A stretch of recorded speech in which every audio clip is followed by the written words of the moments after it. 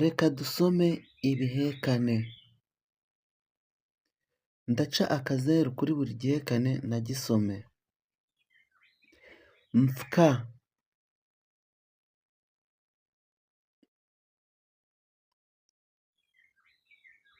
mvya,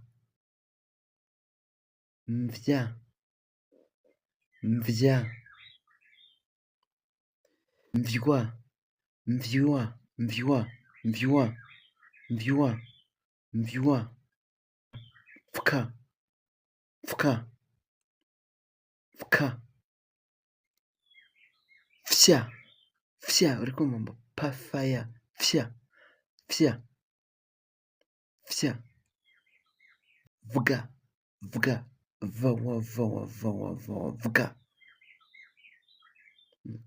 vya, vya, vya, vaya, vya, rya, rayawa, ryawa. Nawe ugenda usoma witonze kugira ngo ushobore kubimenya. Urabona ma na fa na wa, mfka, mfka, ma na va na ya, mvya, mvya. Noneho ma va